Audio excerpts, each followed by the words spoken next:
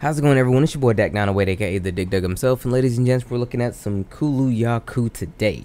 Now, my impression from him off the jump, very interesting monster. You know, I really like the concept of him. But let's back up a little bit and let's talk about why I like him so much. So first, you can note right now that the Kulu-Ya-Ku is a bird wyvern. He is more similar to that of like the Velocidrome, the Iodrome, Guydrome, the Great Jaggy, monsters like that, more so than another monster who kind of shares half of his name, the Yangaruga or the Yangaku. Now, what sets him apart is the fact that he is like midway between his like feathery friend types and his Velocidrome, Iodrome type. So he has the feathering of a traditional bird wyvern, but he's still a drone type monster. But he doesn't have a pack with him, so that's actually really interesting. The fact that he's a drone monster who doesn't really have a pack at all. Granted, there's no drone in his name, but he is definitely more raptor-like than anything else. But with that being said, let's move over to one of his more interesting traits. He has the ability to pick up a rock from the environment and use it as a means to protect himself from you, or let's say he's having a turf over someone else. He can use that rock to protect himself from oncoming attacks, or he can throw that rock as a means of, you know, well, I guess throwing rocks, you know, so...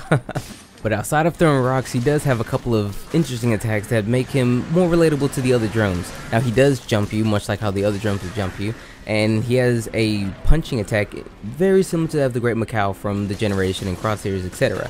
So, I mean, the apple doesn't necessarily fall too far from the tree, but as it stands, he's still a really unique monster. And when you combine him with other low-entry monsters like the Puke himself and Great Joggers, it stands to reason that the earlier monsters, for when you actually play the real game when it comes in January, it's not necessarily like a super boring samey experience. You have really unique monsters that you get to fight early on, so that way you can see different types of gameplay. And truth be told, that's what a real good gaming experience is about, showing you many different unique types of ways to play, so that way when you do come in, you're experiencing a whole lot as opposed to the same stuff over and over again, which is a problem that the other games kind of had. When you would fight relatively the same monster, well, it would be a different name, but it would basically kind of be the same monster, and then you would get the same experience. People get kind of bored of that, and then they're just like, they don't give it a chance to go all the way through.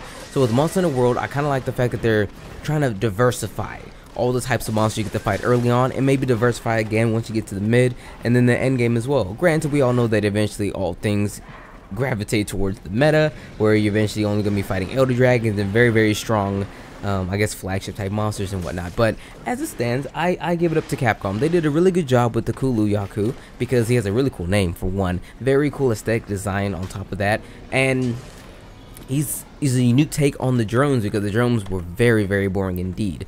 But as it stands, he's just a really cool, fun monster to fight. He's nothing really serious, you know. I'm pretty sure like your gear, well, his gear that rather you get from him, you would probably just kind of throw away. If anything, he'd be a monster that, not necessarily like a stepping stone monster, but you could probably take a couple of his parts and make a better gear, you know.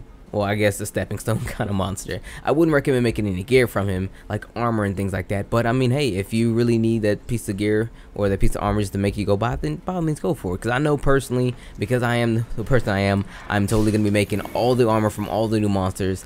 Because I might just make all the armor from all the monsters, because like most of the time, the designs that we knew from before, they've been revamped a bit, so that's actually really cool. But as it stands, for me, that's pretty much all I have to really say about the Kulu. He's a very unique monster. It's a really nice aesthetic. He has really unique abilities that kind of sets him apart from the millions of other drones that's kind of like him. And he's not that bad to fight. I mean, he's not tough, he's not difficult, but he has an interesting fight to him. And I mean, there's really not much more you can ask for a low entry monster. But yes, everyone, that's all I have for you today on the Kulu-Ya-Ku, my impressions, if you will. And I will have a couple of videos laid out for you guys over the coming weeks up until the release of World.